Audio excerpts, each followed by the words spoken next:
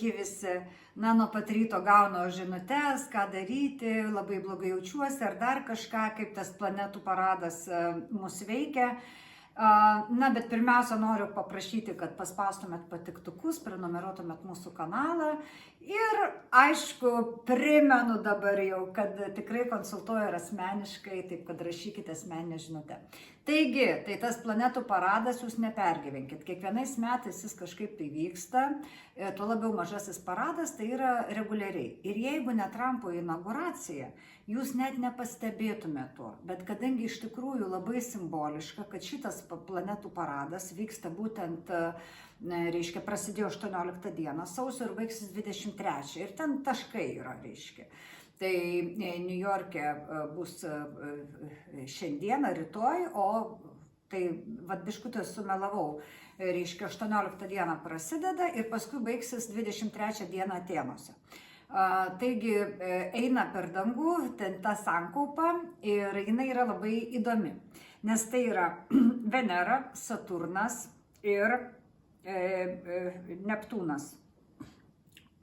Taigi Neptūnas, čia nekreiptumėte dėmesio, bet dar ir Rahu.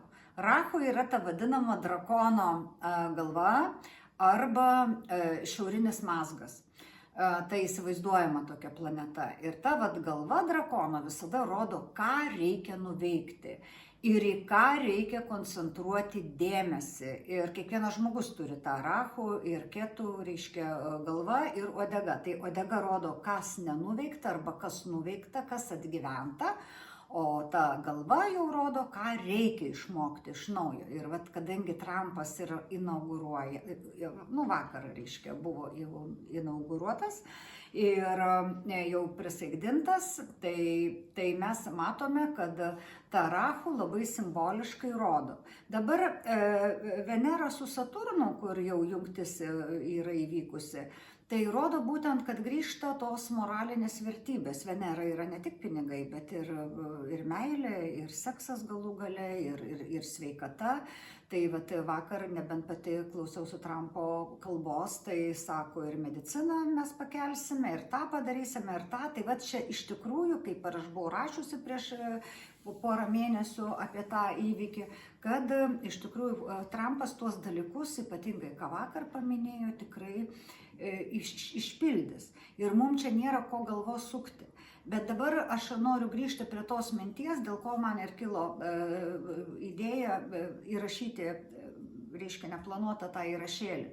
Todėl, kad labai jūs blogai šiandien jaučiatės. Ir aš nežinau kodėl, ar gal vakar iki ryto žiūrėjote tą inauguraciją, tai neišsimiegojote.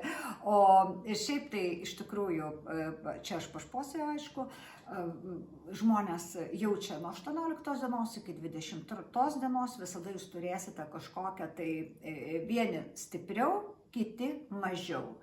Vieni kelias dienas jaus, kiti tik kelias valandas. Ir jaus tokį gali ir nerimą jausti, ir nuovargį, ir nepaaiškinimą, sudirgimą. O šiandien būtent 21 diena yra sudirgimo, dirglumo diena. Taigi būkite, mielieji, išmintingi, nesinervinkite, kur nereikia, nes bet koks astronominis reiškinys vis tik mus veikia. Ir sakau, manau, kad jautriem žmonėm, kurie tikrai prisiklausė ten visokių prognozių, pranašysčių, gal ir biškutė ir įtaigos yra, kad mes blogiau jaučiamės, nes kaip bebūtų, tai yra, sakau, jeigu nebūtų Trumpo inauguracija, niekas to įvykio net nepastebėtų. Taigi, būkite sveiki, laimingi, prenumeruokite mūsų kanalą ir dar gera žinia, kurie mus palaikote, Gaudentas pradės jau greitai medituoti internete, per YouTube, o reiškia, mudu darysime dar sveikatos tokias laideles ir šiandien jau užfilmavom pirmą laidą apie žoleles visokias ir ką galima valgyti, ko ne, ir ką nesėjus nepjovus galima prisirinkti pietų pievoje, ne tik Graikijoje, bet ir Lietuvoje. Taigi myliu, ate.